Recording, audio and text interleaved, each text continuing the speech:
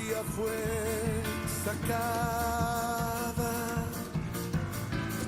entre los esclavos, tus siervos y doncellas la prepararon.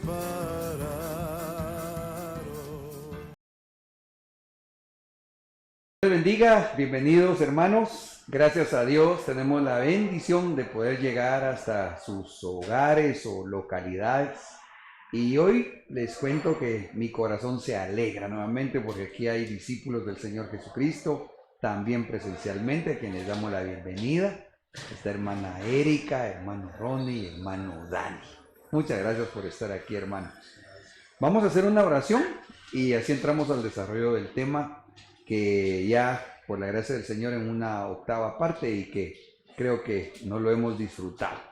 Padre, gracias Señor por permitirnos estar aquí en el nombre de Jesús. Los que presencialmente hoy estamos reunidos acá en el estudio, en la iglesia, y nuestros hermanos, Señor, que están en casa o quizás en oficina todavía, te rogamos que también sean bendecidos, al igual que nosotros, en el nombre de Jesús, suplicándote que nos des un espíritu de revelación y de sabiduría para poder comprender tu palabra. Permite, Señor, que mi vida sea útil para trasladar esta enseñanza y que también mis hermanos, Señor, puedan ser esos vasos no solo representativos, sino especialmente enlazados por el Espíritu con tu pueblo, para que tanto las aportaciones como las preguntas vengan y sean de edificación. En el nombre de Jesús, gracias, Señor. Amén. Bien, como lo habíamos anunciado, vamos a entrar a una octava parte del tema que le hemos llamado el entorno antes del retorno de Elías. Y como ya son varios discipulados que hemos ido platicando, me voy a ir directo a manera de introducción a recordar la gráfica del trazo del tiempo final, donde recordamos que cuando se dé el sonar de la sexta trompeta, sabemos que empezará el tiempo de la tribulación. Y cuando empiece la séptima trompeta de la gran tribulación, esto hemos comprendido que son 7 años. Antes del tiempo tribulacionario, sabemos que tenemos un tiempo acá de 5 meses, es decir, 150 días, que es el tiempo de la pretribulación. Y antes que se dé el sonar de la quinta trompeta, es decir, cuando se esté dando la manifestación de la cuarta trompeta, y me parece quizá los juicios manifiestos del sexto sello, entonces nosotros nos vamos en el nombre de Jesús, que yo creo que estamos ya, pero a la vuelta de la esquina. Ahora, según la palabra, de una vez pongo el texto para recordar Malaquías 4:5, dice: he aquí, yo os envío al profeta Elías, antes que venga el día del Señor, día grande y terrible. Entonces, los llamados 2 testigos, dentro de los cuales creemos que vendría a estar también Elías, ellos se presentan antes, según el texto dice, antes que venga el día del Señor, día grande y terrible, léase los 7 años de tribulación, se van a manifestar literalmente los 2 testigos. Como dice que es antes que empiece este periodo, entonces creemos que es durante el tiempo probablemente pretribulacionario. Ahora, interesantemente, como Elías se fue arrebatado, se lo llevaron arrebatado, consideramos que entonces deja ver características de los que anhelamos irnos en el arrebatamiento. Pero por otro lado también, al estar profetizado que antes que venga el día del Señor, vendría Elías, en cuanto a lo físico, según la palabra del Señor, Dios hace las cosas que se ven de las que no se miran. Considerando ese principio, entendemos que la unción de Elías, el espíritu de Elías, vendría a hacerse manifiesto antes de la aparición física de Elías. Eso es lo que estamos disfrutando ya. espíritu de arrepentimiento, restauración, etcétera, ¿va? De orden dentro de la iglesia, que es lo que Elías vino a trabajar, ¿va? Cuando llama al pueblo que estaba en apostasía, por cierto, el pueblo de Israel, y él los confronta en base a la palabra, ¿va? En base a la profecía, que en su caso, pues, siendo uno de los profetas antiguo testamentarios, que incluso se narra su ministerio, su trabajo ministerial, ¿verdad? El tema es de que entonces, si Elías es una figura de los arrebatados, y vemos entonces su entorno, aunado a eso, recordamos que en Apocalipsis 2:20 dice, pero tengo esto contra ti, que toleras a esa mujer Jezabel, que se dice ser profetisa y enseña y seduce a mis siervos a que cometan actos inmorales y coman cosas sacrificadas a los ídolos. Ok, entonces, en los días de Elías literales, se manifestó literal Jezabel. Está profetizado en Apocalipsis 2:20, que por cierto dice que en el contexto hemos entendido que es una de las cosas que hay que vencer, al espíritu jezabélico, para ser parte de los más que vencedores. De tal forma que si Malaquías 4:5 dice que se iba a manifestar Elías, y antes la unción de Elías, por lo que ya platicamos, y Apocalipsis dice que estará ya Jezabel en los últimos días, nos encontramos que se forma o se lee una atmósfera espiritual que nos va a dar, con el favor del Espíritu Santo, el conocimiento para que sepamos hacer lo que tenemos que hacer. ¿Vamos bien? Bueno. Por otro lado, hay que subrayar acá algo bien importante. Y es que el espíritu jezabélico aquí, como lo veremos también en la figura del Antiguo Testamento, se enfoca a hacer caer siervos. Es decir, el espíritu jezabélico, si va a atacar a toda la iglesia, se va a enfocar en cosas muy puntuales. A tratar de votar a los que servimos al Señor y también, o no digamos, a los ministros primarios. ¿Por qué? Porque hay varias razones de las cuales empezamos a platicar hace 8 días, que hoy vamos a refrescar algunas y terminar de recoger espiguitas de aquello para poder ver también otra cuestión que ya en breve les comento. Para ir avanzando, entonces tendríamos que recordar los 7 aspectos contrarios en el entorno de Elías, que vendría a ser el entorno de los arrebatados.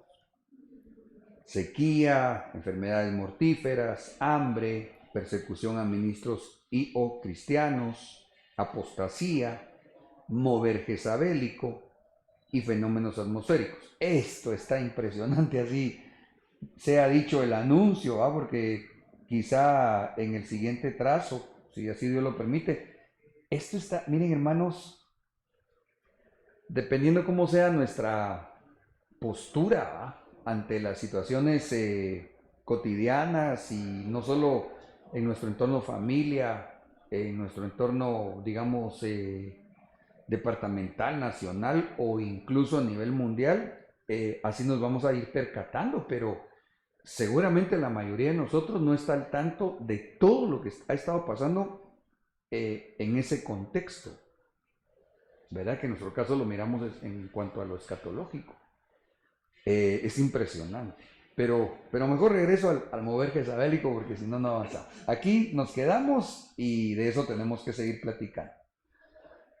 Cuando miramos también, por otro lado, a Elías, indiscutiblemente un siervo tremendo del Señor, algo que llama mucho la atención es que él tuvo miedo, y tuvo mucho miedo, al punto que se encuevó. Y eso, hoy, es lo que miramos en una parte de los ministros del Evangelio y también de ovejas, ¿no? Por toda la situación que se está dando ahorita, que por demás estaría mencionarla. De tal forma que nuevamente la profecía bíblica, que es tan perfecta y exacta, se sigue cumpliendo. Los aspectos que por lo menos acá recabamos en base al primer libro de Reyes especialmente, nos deja ver que íbamos a batallar en contra también de un espíritu de miedo. Ok. ¿Cómo vamos, mis amados? ¿Una pregunta, aportación? Bueno, fíjese, pastor, que hace como por ahí por el 2010 estaba en la universidad y me recuerdo que había del mover jezabélico, hay una palabra que era el empoderamiento de la mujer. Ojo. Y en aquel tiempo me acuerdo que estaba bastante fuerte eso. Y era que 2010. en el 2010 aproximadamente estaba calculando yo hoy. Entonces estaba muy fuerte eso, el empoderamiento de la mujer. Sí. En donde lo que querían era de que no solo que la mujer tomara parte de alguna función, sino que ella liderara una función. Por ejemplo, como un país, una empresa, etcétera. Entonces ellos estaban midiendo de que querían hacer una proyección a futuro para que al final todo el movimiento, tanto económico como religioso o cualquier actividad, fuera dividido 50% poder para el hombre y 50% poder para la mujer. Wow. Entonces, desde aquel tiempo pues ya se miraba eso, ¿va? Yo hoy me ponía a recordar eso y sí ya, pues eso ya se venía moviendo desde aquel tiempo. Sí, fíjate que eso que tú mencionas es muy relevante en este contexto bíblico porque precisamente se dio un gran desequilibrio a nivel social, ¿verdad? Hasta los años, no sé si 1930 más o menos, en general en el mundo se tenía a la mujer como demasiado sojuzgada o reprimida. No estaba bien. Pero a partir de esos años más o menos, empieza a darse yo diría que en su tiempo tal vez, no sé si cabe la palabra revolución, ¿verdad? Bueno, así se llamó la revolución femenina, creo yo. Sin embargo, luego se fue deformando, quizás, no sé, ¿verdad? Si en su inicio fue realmente una buena idea. Pensaría yo que sí, porque, repito, cuando uno va a ver la historia hasta esos años, es decir, en el siglo pasado, a la mujer se le tenía en muy poca estima, al punto que recuerdo yo hay un par de documentales, no recuerdo la mujer que luchó porque la dejaran ir a la universidad, por ejemplo. No podían ir. Y así luchaban. Bueno, el asunto es de que hoy por hoy se fue al otro extremo, porque como tú nos comentas, en lo que tú estudiaste, el propósito era irse al 50-50. Y si bien nosotros no predicamos ni un evangelio ni machista ni feminista, sino cristiano, Dios tiene un orden. Yo creo que cada uno tiene su posición. Y la Biblia lo que deja ver precisamente es que en el final del tiempo se iban a ver en el cabalgar de los jinetes del Apocalipsis, es decir, caballo blanco, rojo, negro y verduzco o amarillento, que se mencionan algunos jinetes, ¿verdad? Por ejemplo, el caballo blanco no lleva arco pero no lleva flechas. Este último, que es el que ahorita se nota que está cabalgando, la potestad que lo dirige, que lo mueve, es un personaje que tiene nombre, ¿va? Que es la muerte.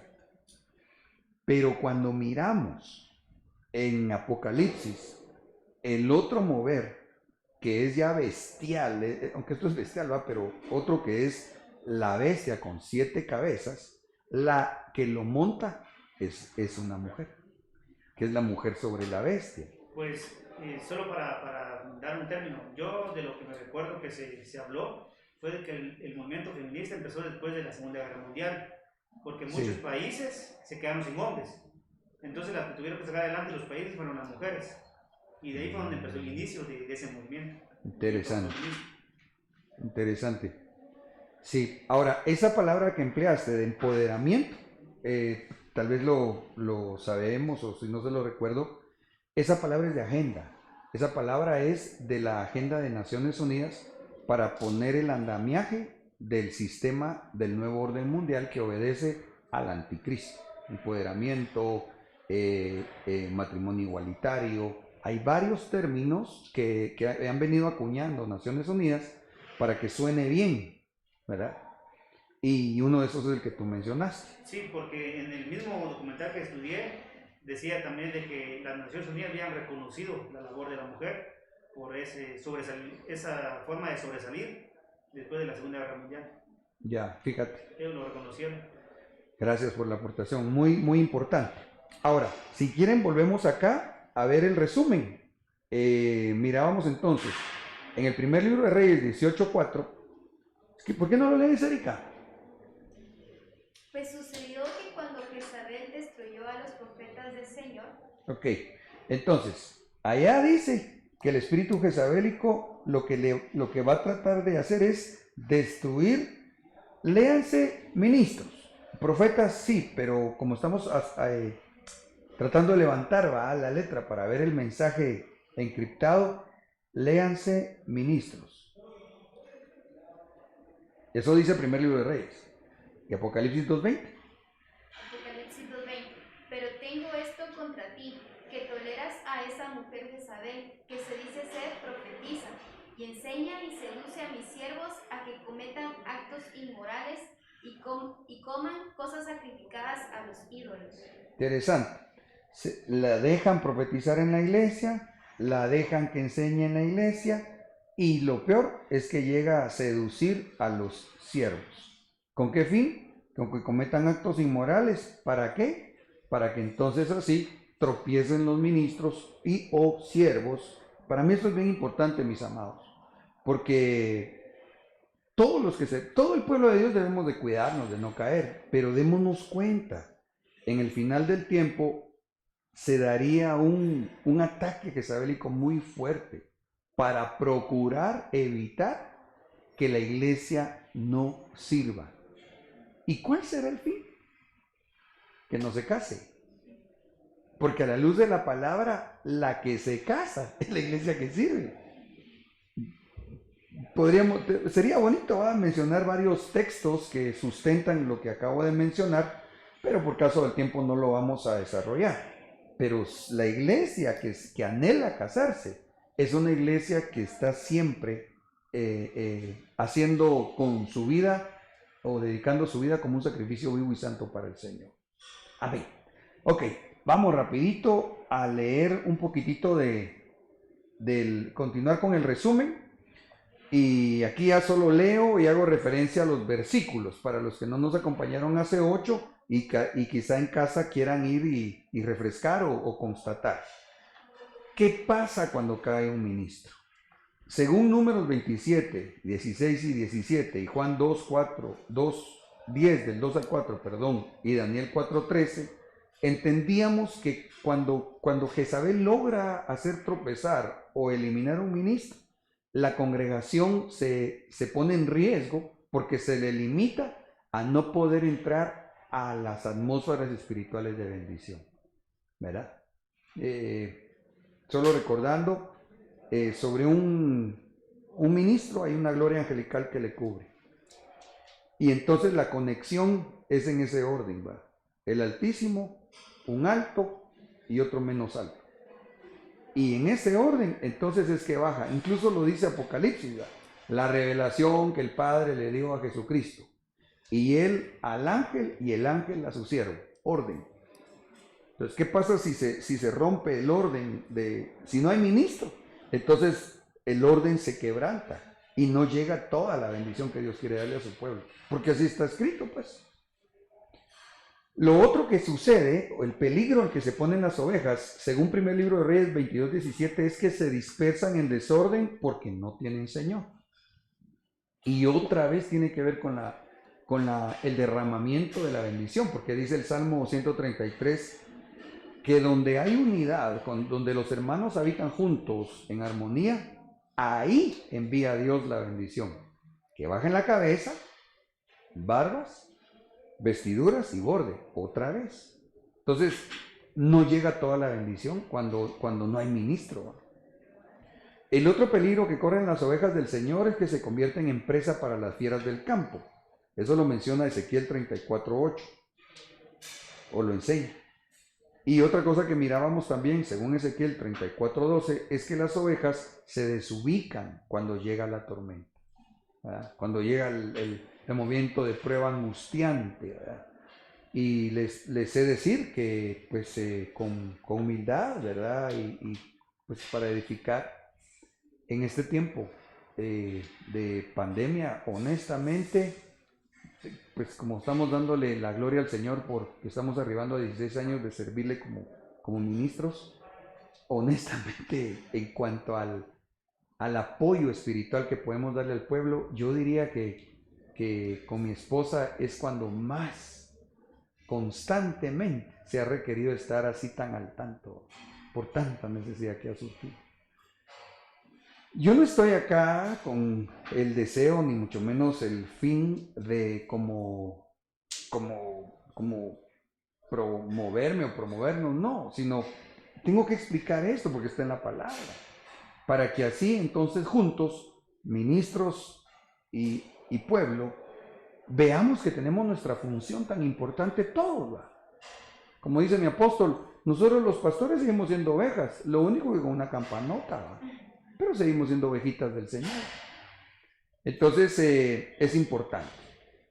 Ahora, si avanzamos y nos llevamos 21 minutos en el resumen, pero gloria a Dios. Zacarías 10:2 dice, porque los terafín, ojo con esto, dan vanos oráculos y los adivinos tienen mentirosas visiones. ¡Ah, qué tremendo esto! Y no son sino sueños vacíos lo que dicen y consuelos vanos los que prodigan. Por eso se fueron como rebaño de ovejas, apremiados. ¿Por qué? Déjeme parafrasear conforme el tema. Porque Jezabel se echó a los pastores. ¿Cuál es el otro de los peligros en que se pone el rebaño cuando Jezabel logra botar un ministerio o destruirlo?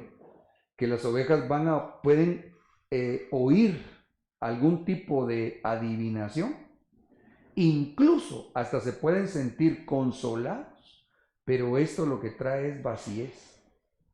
Y obviamente los guía a las ovejas a pecar o hasta rebelarse, a prostituirse, ¿verdad?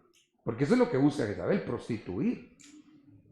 Entonces, esto es bien importante. Ahora, me llamó la atención, recuérdense que el espíritu de Elías, dentro de la unción del espíritu de Elías, una de las cosas que nos da Dios de una manera hermosa es la restauración de la familia. Entonces, si esa es la unción de Elías y hay un espíritu jezabélico que se presenta en el final del tiempo, ayúdenme por favor. Si dentro de la unción de Elías está la restauración de las familias, entonces ¿cuál es la antítesis del espíritu de Jezabel? La destrucción de las familias. ¿Sí me va a entender, va? ¿Quién hizo el comentario del... cuando antes que entráramos a cámaras, tú me decías del enemigo, ¿va? Que se le equipara con un rayo.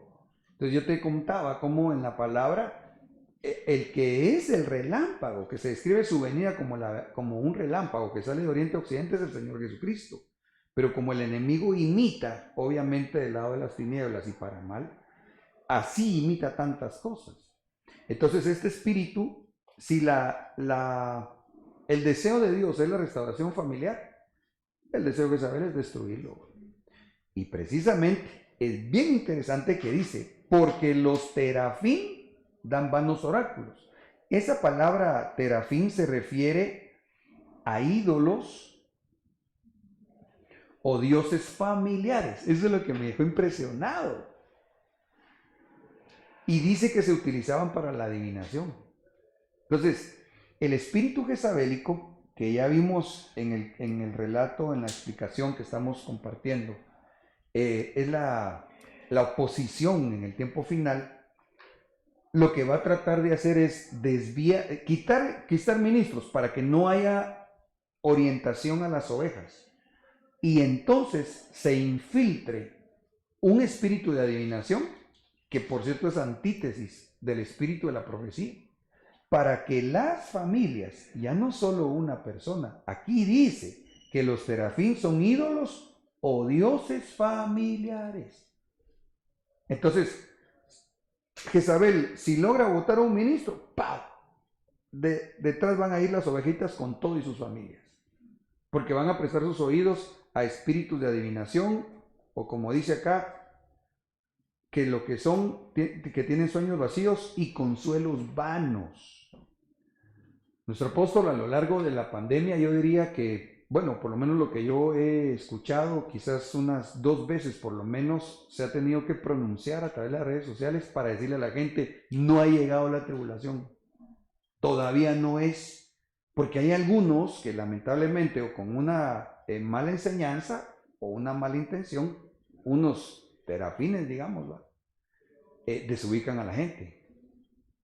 Y la gente entra en angustia y no, digamos, en caminos torcidos, porque no conocen realmente la base escritural y no disciernen el tiempo. Sí estamos llegando, o sea, ya llegamos al tiempo final, pero todavía no es el tiempo tribulacionario. Si lo fuera, ya pasó el arrebatamiento.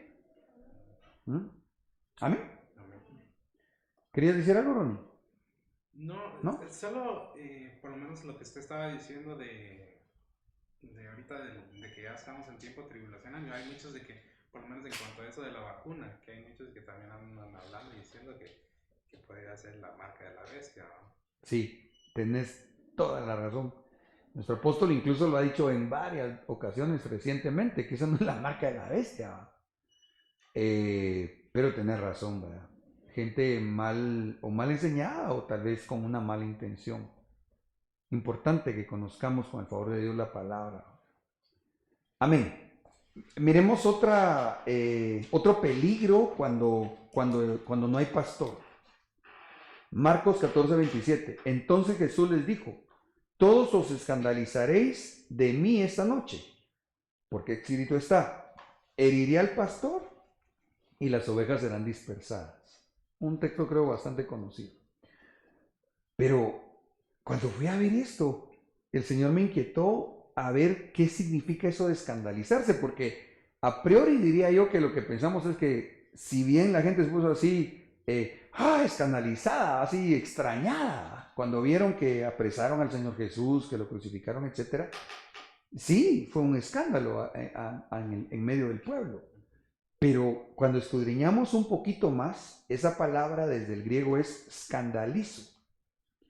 Y miren lo que significa, entrampar. Heriré al pastor, ¿y qué le va a pasar a las ovejas? Van a caer en trampas. Significa hacer tropezar o incitar a pecar. Eso me va a mí, pero más asombrado. ¿Va? Porque una de las labores pastorales también es que pues procuramos los siervos desde el púlpito, pero a veces también en lo personal. Yo le hablo a veces a las ovejitas que el Señor me ha puesto a pastorear. ¿Va? Digo, mira, no está bien que estés alejado. Como ni voy a decir nombre y no creo que lo deduzcan, platicando con un pastor del planeta Tierra, me decía, fíjate vos que, y no vas a ver, me dice que me vienen a decir los hermanos de que el servidor tal, el día anterior, lo vieron en una discoteca. Entonces,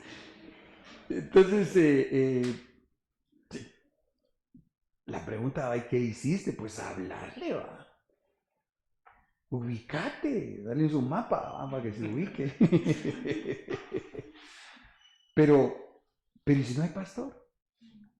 Porque por eso es lo lindo de tener una autoridad, ¿va? Que le pueda decir a uno, mira, no estás bien ahí, hombre, ten cuidado. Porque si no hay reconocimiento de autoridad, ¿qué me importa? ¿Qué me importa? Yo me meto donde quiera. Bueno. Pero si Jezabel logra quitarle el pastor a una iglesia, la iglesia se pone en riesgo, como dice acá, de que el pecado le haga tropezar o que sea incitada a pecar y no haya quien le esté cuidando su alma. Es impresionante que esa misma palabra significa apostasía, incita a la apostasía o hacer caer. Otro riesgo cuando cuando Jezabel logra votar un ministro, Mateo 9, 36 y 37, y viendo las multitudes, tuvo compasión de ellas, porque estaban angustiadas y abatidas como ovejas que no tienen pastor. Entonces lo que les contaba, pidiéndole al Señor que nos ayude, porque, híjole, ha habido mucha necesidad. De 1 año y medio para atrás, siempre pues, pero de 1 año y medio para atrás, ¿verdad? Y gracias a Dios, que Dios nos da ese privilegio a los que nos ha llamado pues a su servicio, y que yo le pido al Señor, ¿verdad?, que lo que quiero es ser un esclavo de Él. Pero cuando la ovejita está angustiada y abatida, Dios le ha puesto la ayuda ministerial. Pero dice el verso 37 y 38, entonces dijo a sus discípulos, la mies es mucha, pero los obreros pocos. Por tanto, rogad al Señor de la mies que envíe obreros a su mies. Si ampliamos el espectro, los pastores somos obreros, estamos trabajando en la obra de Dios. Si ya los obreros dice que son pocos, ¿qué pasa entonces con los pocos que vota Jezabel? Hay tanto trabajo que hacer, y yo alabo y bendigo a Dios porque, como les decía, Apocalipsis amplía el panorama cuando dice que ataca a los siervos. Porque yo le pido al Señor de las ayudas que me ha dado que los guarde, porque ¿cómo me ayudan? Algunos, o sea, no, sí me ayudan, casi, me ayudan todos. Pero sí, es que de veras, hermanos, y sería largo también, ¿verdad? Pero digamos, aquí está mi hermana en cámara, allá está el otro hermano en los hermanos de producciones, ¿verdad? Pero no solo a esto, sino refiriéndome a la atención del pueblo. La verdad que aquí casi que todos, ¿verdad? Quizá especialmente en delegaciones más particulares, Ronnie, Erika, han ido a atender familias con tu esposo que es anciano, ¿verdad? Etcétera. ¿Por qué? Porque hay una necesidad grande, la mies es mucha. Ok, avancemos. Entremos, yo diría que aquí estamos entrando como a la mitad del tema, y cabal vamos en 31 minutos, creo. Como ahorita no oigo hacia allá. 32. Ok, está bien, hermano Mike. Lo que vimos hace un momentito en todo lo que practicamos y sintetizamos de hace 8 días es por qué Jezabel quiere hacer caer o destruir ministerios.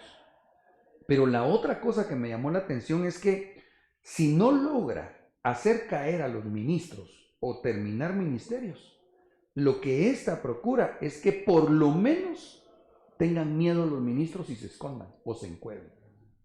¿Cuál es el fin? Miremos. Primer libro de Reyes 18:13. Aquí lo mencionaba hoy en la invitación. Ojo, miren ustedes. Porque los dos números representan al enemigo. 18 y 13. Primer libro de Reyes 18 y 13. Pues ahí hay un mensaje. Alerta. ¿No le han contado a mi señor lo que hice cuando Jezabel destruyó ministros o ministerios a los profetas del Señor? A algunos los mató, pero oigan esto, que escondí a 100 de los profetas del Señor de 50 en 50 en una cueva y los sustenté con pan y agua. Entonces, si no pudo matar, lo que va a tratar es que se escondan los ministros.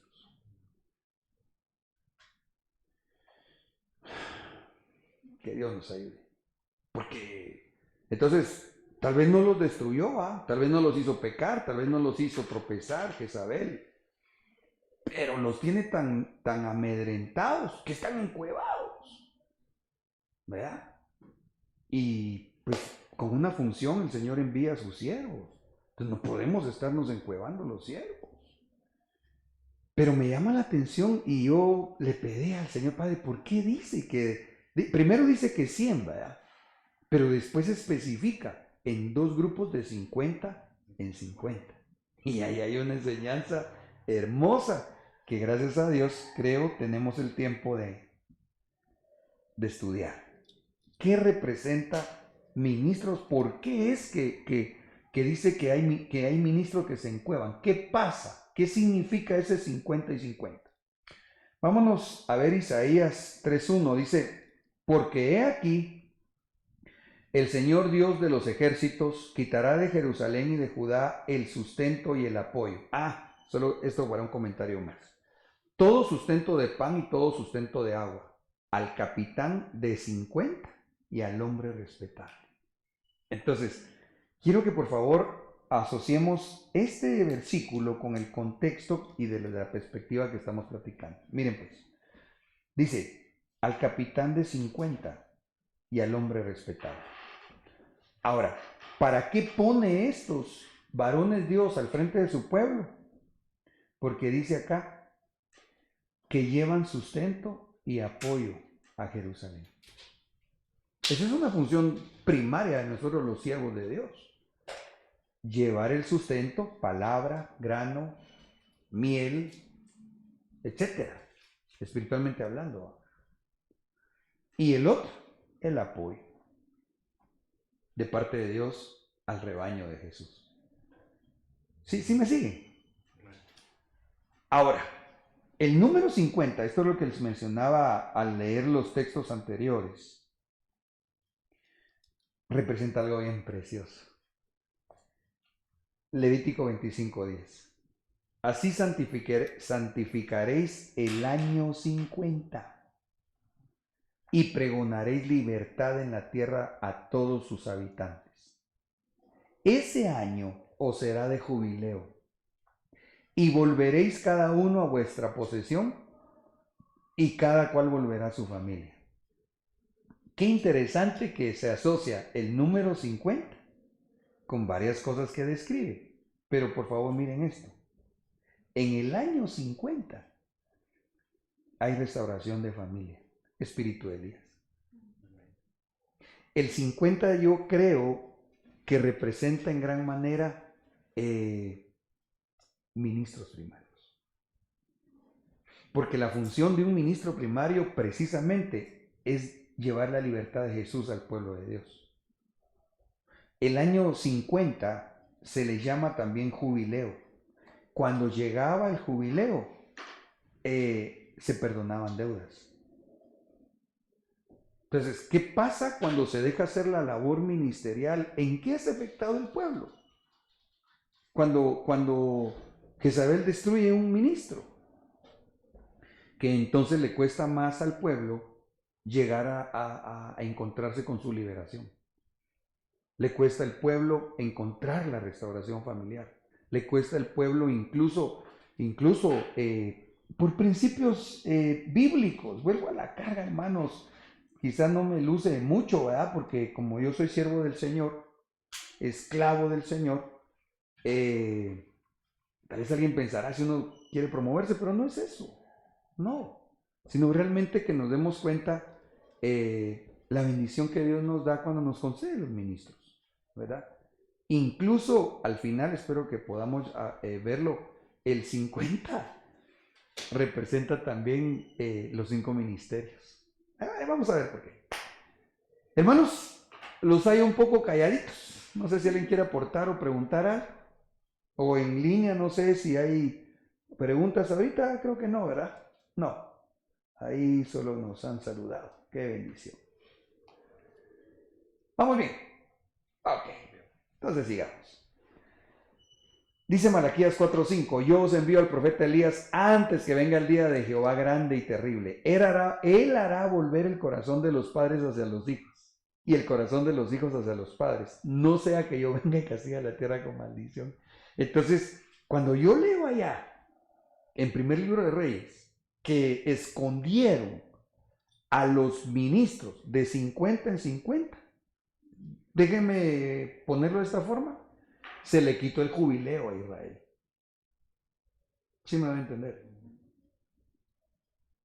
No tuvieron la oportunidad de alcanzar esa dimensión de gloria que trae un jubileo para el pueblo de Dios.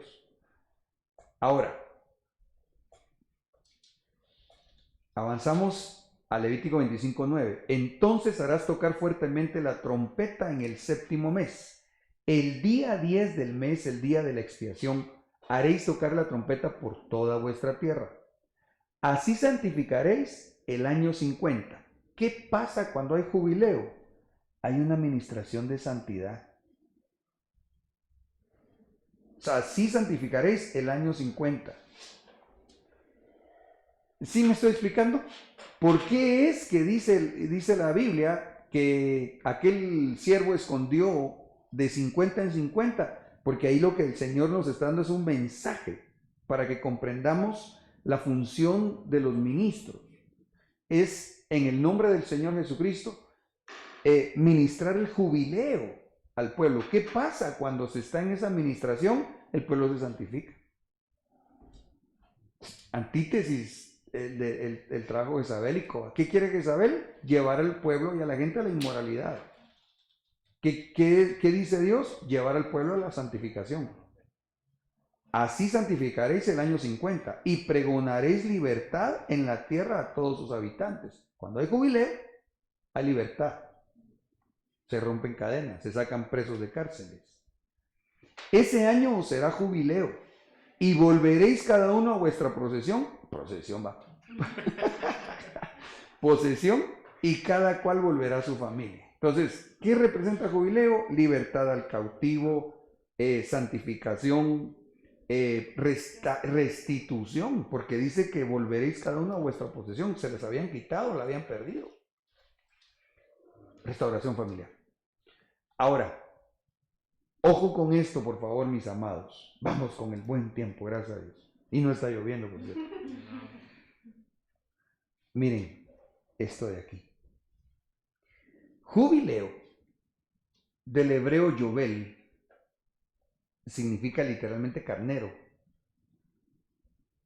Esto está bonito, porque también implica una ofrenda sacrificial, ¿verdad?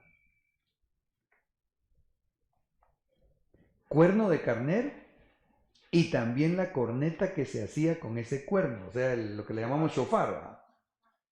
Aunque aquí es yovel.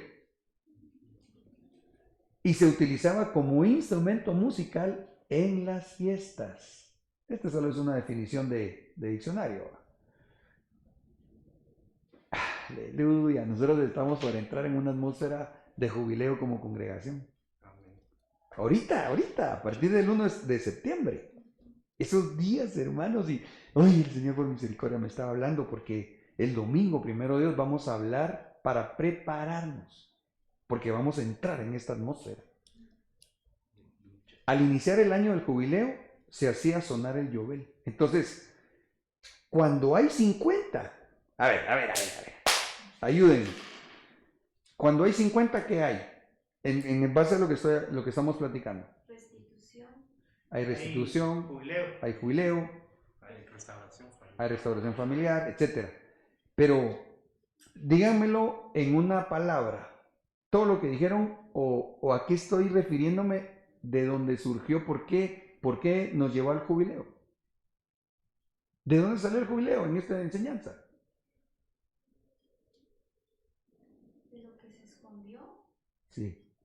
Exacto, de lo que se escondió, porque lo que escondieron fue a los ministros de 50 en 50. Entonces lo que estaba tratando de hacer el espíritu jezabélico era esconder el jubileo. ¿Cuánta gente está siendo esclava ahorita? Del miedo. No tienen cuerno que esté sonando, porque incluso los ministros en figura también se ven en la palabra como las trompetas de plata, las que suenan para congregar al pueblo. Para mí es tan importante, y lo he dicho y no me cansaré de repetirlo y de invitar a los hermanos todos, no dejemos de oír la palabra. Si tenemos la bendición de que tenemos pastor, hay que oír la palabra. ¿Por qué? Porque la fe viene por el oír, y el oír la palabra de Dios. Entonces, ¿qué quiere hacer Jezabel? Encuevar un ministerio. ¿Para qué? Para que entonces no suene el yovel. Si el yovel no suena, el pueblo no es libre. Si el yovel no suena, no hay fiesta en la iglesia. Porque esa es una función, según aquí lo dice, en el jubileo. ¿Sí me estoy explicando? Digamos, yo ahorita estoy emocionado con la fiesta que le estamos preparando a nuestro Dios, ¿verdad? Que primero Dios nos lo conceda. Pero más que por una algarabía personal o, ¿cómo les dijera? Como una remembranza. No, más que eso es que yo siento así como que hubiera como dijo hace años mi apóstol, esta analogía, como que hubiera un montón de globos llenos de agua sobre nosotros, ¿va? Y que entonces tenemos ya estamos para pincharlos y caiga el chorrote de bendición. Eso es lo que yo siento en mi corazón. ¿Qué es lo que va a venir? Es que lo necesitamos. Pero ojo con esto, porque estamos en un desierto. Como mundo, ¡ala, Dios mío! El mundo está en un desierto ahorita. El mundo está caminando en un valle de sombra de muerte. Y nosotros queriendo hacer fiesta a Dios, pues eso es lo que hay que hacer. O sea, así dice la Biblia. Saca a mi pueblo para que me celebre fiesta en el desierto. Y no hasta los médicos dicen que un enfermo es bueno pues que esté contento. De hecho, cuando uno está triste, dice que se bajan las defensas y uno es más propenso a enfermarse. Fíjate, sí, tenés toda la razón. Y no digamos en cuanto al COVID, que ya lo sacamos ahorita a bailar otra vez, ¿no? El Señor lo reprenda, pero eso es una de las cosas que en nombre de Jesús yo he entendido que debemos hacer todos, pero no digamos yo como pastor, ¿va? Estarle ministrando al pueblo que esté alegre, que esté, porque dice la Biblia que el gozo del Señor es nuestra fortaleza. Pues ahorita podemos gozar, bueno, todos los días, ¿va?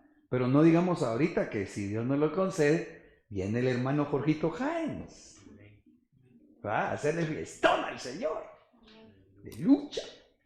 Bueno, sigamos. Levítico 25, 11 y 12. El año 50 será para vosotros año jubilar. ¡Ah! Esto es otra cosa bien tremenda. No sembraréis, no segaréis las mieses crecidas espontáneamente, ni vendimiaréis las viñas no cultivadas, pues es año jubilar, que será santo para vosotros, en él comeréis los frutos espontáneos de los campos. Va, fíjense. Entonces dice en el verso 20, no, mejor les explico algo y después, aunque volvamos a dibujar, miren pues, lo que pasa es que el pueblo de Israel tenía establecido que en la semana de 7 años, o en 7 años, tenía el día 1, 2, 3, 4, 5, vamos a ver, sí, 6 y 7. Entonces, los israelitas tenían que trabajar sembrando y cosechando en el día 1, 2, 3, 4, 5. En el sexto tenían que reposar. Ay, espero que esté yo bien ubicado, vamos a ver. Sí, en el sexto tenían que reposar. Y solo ser sustentados por lo que iba a salir de cosecha espontáneamente. ¿Sí me sigue? O sea, entraban en reposo aquí y entonces aquí ya le voy a poner el texto, donde entonces ellos aquí, en este tiempo, no tenían que sembrar ni cosechar. ¿Por qué? Si lo vemos naturalmente, había que dejar descansar la tierra. Pero ellos también, hermanos, si hasta los vehículos necesitan su mantenimiento, ¿va? Y a veces nosotros no nos damos nuestro mantenimiento, por decirlo así, ¿va? O nuestro descanso. Una máquina necesita su tiempo de descanso, por muy máquina que sea. Vale, ok. Pero para mí de lo más impactante es que esa ordenanza le iba a servir al pueblo para que nunca dejaran o olvidaran su dependencia de Dios. Porque entonces en estos días, en estos años, 1, 2, 3, 4, 5, ellos sembraban y cosechaban. Pero en el año sexto y en el séptimo, no. Entonces ahí, si lo puedo decir de esta forma, es cuando más iban a vivir por fe. ¿Sí me siguen, va? Ok, bueno. Pero entonces dice el verso 20, el año 50 será para vosotros año jubilar. No sembraréis, no segaréis las miezas crecidas espontáneamente, ni vendimiaréis las viñas no cultivadas, pues es año jubilar, que será santo para vosotros. En él comeréis los frutos espontáneos de los campos. Verso 20. Quizás os preguntéis, ¿qué comeremos el séptimo año? Ya que no hemos de sembrar ni hemos de recoger nuestros frutos. ¿Nuestros frutos? Yo os enviaré, dice Dios. Es que hasta me dan ganas de brincar. Yo os enviaré mi bendición el sexto año, y ella hará que haya fruto por 3 años. Porque ese es el jubileo. El jubileo prácticamente era el año posterior o siguiente a 7 años, 7 periodos de 7. ¿Sí me doy a entender? O sea, 7, 7, 7, 7, 7, 7, 1, 2, 3, 4, 5, 6, 7. 7 por 7, 49. El jubileo era más 1, es decir, 50. Entonces, ¿qué pasaba en el séptimo año? En el séptimo año, la orden, en el año 49, ¿sí? La orden era, en el sexto no vas a sembrar ni cosechar, en el séptimo tampoco. Pero en el año de jubileo, que desde esta explicación sería el 8, ¿sí me siguen? Es decir, el año 50, léase jubileo, tampoco. Entonces, ¿qué representa el jubileo? Representa avanzar a otro nivel de fe. Porque si ellos se preocupaban que no iban a sembrar en el año sexto y que lo que iban a poder cosechar o recibir de los frutos espontáneos, a ver si nos alcanza, digamos que dijeran, va, para el año sexto y para el año séptimo, aquí tenían que tener más fe. Aquí le tenían que creer más a Dios, que la bendición del año sexto iba a ser tan sobreabundante que les iba a alcanzar para 3 años. ¡Aleluya! ¿Sí? Pero yo veo que quizás sería el número 7, 8 y 9, porque el sexto se trabaja para que haya 7, 8 y 9, porque si siembran en el 9, no se va a cosechar en el momento que se está sembrando, tienen que esperar a que salga la cosecha. No, porque el sexto ya no lo sembraban. Ya no se sembraba. No, recuérdate que el número 6 tipifica reposo. Sí, espero estar bien, ¿va? Sí, estoy bien ubicado. Sí, por eso es de que antes, vamos a ver aquí. Vamos a ver. Sí, aquí está. ¿Qué comeremos el séptimo año? Ya que no hemos de sembrar ni hemos de recoger nuestros frutos. Yo sembraré mi bendición en el sexto año. Sexto, séptimo y digamos octavo. ¿Sí me explico? ¿Lo ves? Porque en el sexto ellos ya la orden era ya no. Dejen, crean. Les va a alcanzar para el sexto y para el séptimo. Así eran los periodos de 7. Pero cuando llegaban ya al 7 por 7, es decir, al 49, se les sumaba otro año, donde ellos tenían que, si aquí creyeron y aquí también, ahora tenían que creer más, porque era el año de jubileo. Entonces, bueno, y fíjate que aquí hasta tengo una anotación, dice, esta pregunta se hacía aún más inquietante tratándose del año 50 o año de jubileo, ya que entonces los campos no debían cultivarse durante 2 años seguidos. En respuesta a esta preocupación, el Señor promete una bendición sobreabundante en cada año sexto, es decir, en el que precedía inmediatamente al año de reposo. O sea, en el año sexto ya dejaban, entonces recibían bendición en el sexto, en el séptimo y en este orden de ideas en el octavo. ¿Sí me di a entender? Esto es lo que nosotros estamos viviendo ahora. Que como Dios nos lo ha puesto de siempre, pero yo diría que por lo menos a mí me ha puesto mucho énfasis el Señor. Desde el 14 de marzo del año 2020, cuando fue nuestro último culto antes de que nos encerraran, caminemos por vista, no por fe. Perdón, caminemos por fe, no por vista. Jubileo representa que le creamos más a Dios. Y por eso es que Jezabel quiere encuevar a los pastores. ¿Ya? Yo le ruego a Dios que me ayude para que no esté yo encuevado. En el nombre de Jesús. Amén. ¿Cuánto me queda? 5 minutos. 5 minutos. Aleluya. Miremos, Génesis 18, 23 y 26. Y Abraham se acercó y dijo, ¿en verdad destruirás al justo con el impío? Este es cuando el ángel le dio un mensaje escatológico, ¿va? Porque le dijo, mira, vienen a destruir Sodoma. ¿Se acuerdan? ¿Va? Viene destrucción. Figuradamente, pues, bueno, no figuradamente, literal, era un mensaje de tiempo final para su época. Entonces el Señor dijo, si hallo en Sodoma 50 justos dentro de la ciudad, perdonaría todo el lugar por consideración a él. Entonces aquí apareció otra vez el 50. Si me permiten considerarlo así, número ministerial.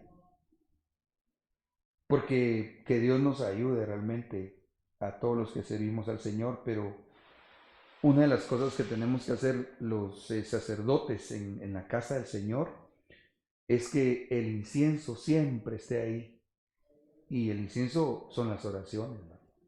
Estarle pidiendo, Señor, misericordia, saca el COVID de nuestras fronteras, ayúdanos, Padre. La familia tal, Señor, está pasando tal necesidad, por favor, Señor, vaya.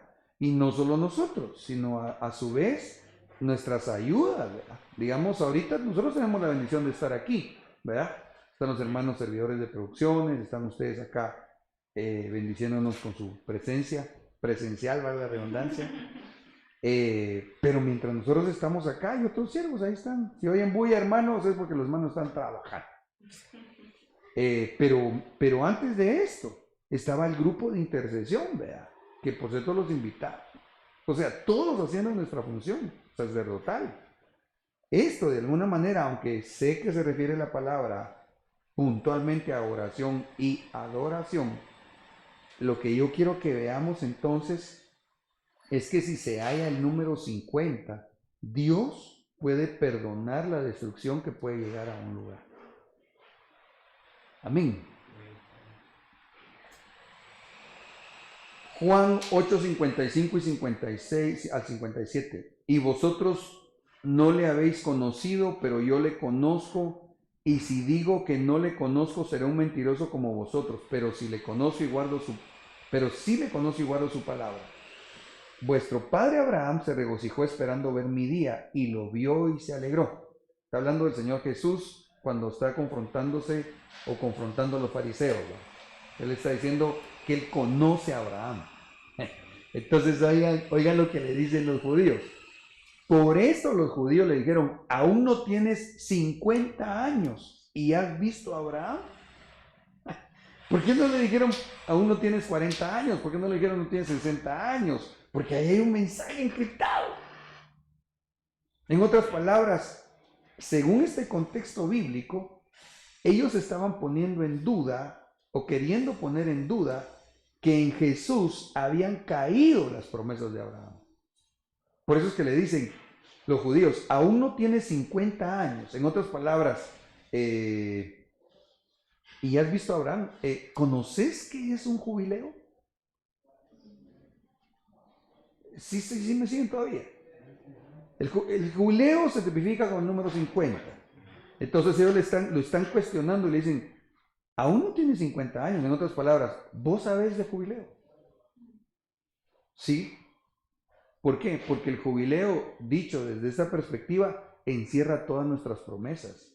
Y Dios le dio las promesas a Abraham. La promesa que en su descendencia, no sus descendencias, en su simiente, no sus simientes, serían benditas las naciones de la tierra. La simiente es Cristo. Esa es la promesa. Entonces, si nosotros tenemos jubileo, tenemos todas las promesas. Si tenemos todas las promesas, es porque nosotros tenemos por padre a Abraham. Nosotros somos hijos de Abraham. ¿Sí me va a entender? Aleluya. Entonces, ¿por qué quiere Jezabel esconder el 50? Porque entonces la gente se olvida de las promesas de Abraham. Voy a avanzar. ¿Cuánto me queda? ya no queda nada. Ahora comencemos nuevamente. Pues sí, vamos, más fácil. Pues sí, de veras, ¿verdad? Como se pone en cero el cronómetro. Bueno, voy rapidito. Lucas 16, 5 y 6. Y llamando cada uno de los deudores de su señor, dijo al primero: ¿cuánto le debes a mi señor? Y él dijo: 100 barriles de aceite. Y le dijo: toma tu factura, siéntate pronto y escribe 50.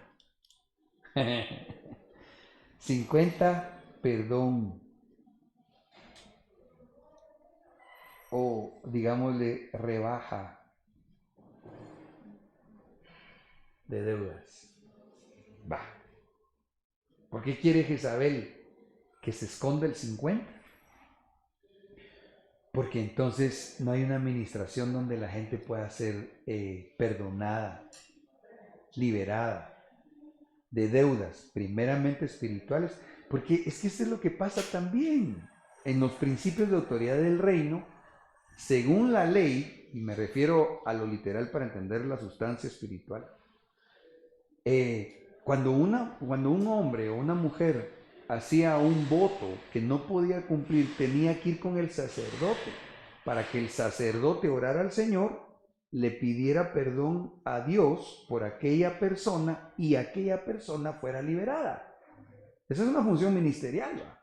Presentar en la administración, valga la redundancia, al que llega con un problema y decirle: Señor, en el nombre de Jesús, papito, perdona a mi hermano.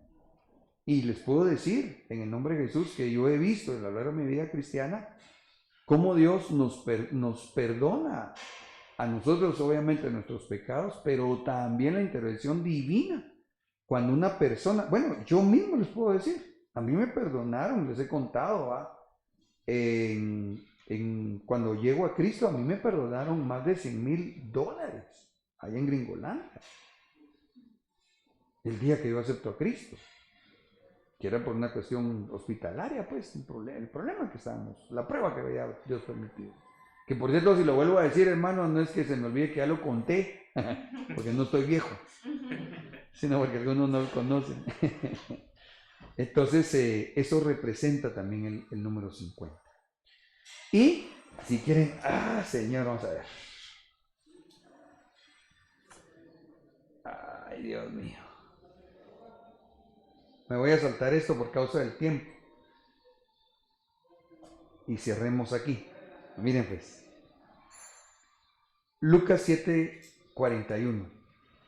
Cierto prestamista tenía 2 deudores. Uno le debía 500 denarios y otro 50. Y no teniendo ellos con qué pagar, perdonó generosamente a los 2. ¿Cuál de ellos entonces le amará más? Entonces la respuesta dice, pues ni modo, va, el que le debía 500, va. La deuda de uno era de 500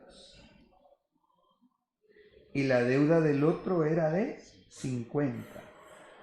Ya quedamos que el número 50, digamos desde esa perspectiva, parecería como tipificar número ministerial, ¿verdad que sí? ¿Me siguen, va? O pastoral. Pero cuando yo veo el número 500 aquí, me encuentro que hay, en lo que miramos allá, que decía 2 grupos de 50. ¿Se acuerdan de dónde surgió el 50? Sí, en el primer libro de Reyes. Decía, escondí 100 profetas en 2 grupos de 50. ¿Sí? Va. Entonces pregunto, si esto representa el número ministerial y allá dijo que escondí 100 ministros en grupos de 50, ¿cuántos 100 miramos aquí? 5 cienes.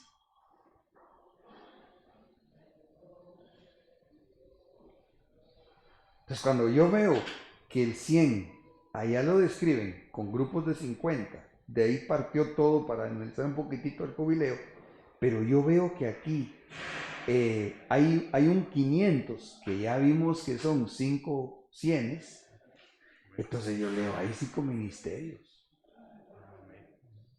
¿Sí me va a entender? Y la pregunta es, y no teniendo ellos con qué pagar, perdonó generosamente a los dos, pero la pregunta es, ¿cuál de ellos entonces le amará más? Al que más se le perdonó. Entonces ahora yo digo, cuando el pueblo de Dios tiene ministro, está reagradecido con Dios, pues. Pero si tiene los 5 ministerios, está más agradecido, está más bendecido. Porque yo como siervo, en mi caso pastor, en el nombre de Jesús, yo los bendigo. Pero la bendición que el Señor traslada a través de mi vida es menos si a esta se suma la bendición de un profeta, la bendición de un apóstol, la bendición de un evangelista, la bendición de un maestro. Entonces quiere decir que Jezabel, por eso es que estaba procurando que se escondieran en grupos de 50 en 50.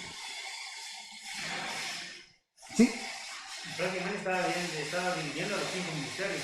Sí, sí. No quería tener los 5 ministerios juntos trabajando, sino que divididos. Mira que ni siquiera divididos, a todos los quiere esconder. Pero ahí otra cosa, y ahí creo que vamos a quedarnos, ¿va?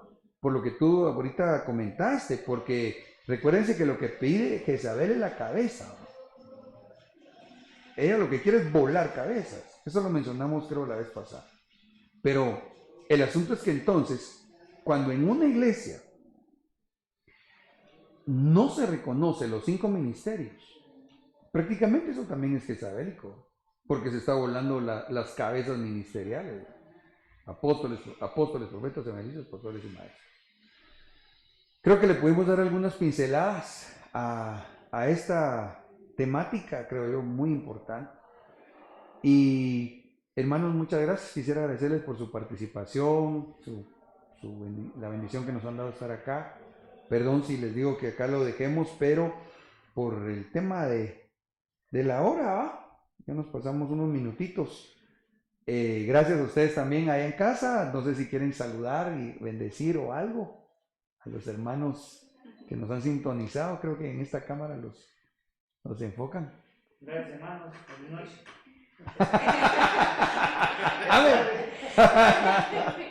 Está bien, conciso, vamos, directo.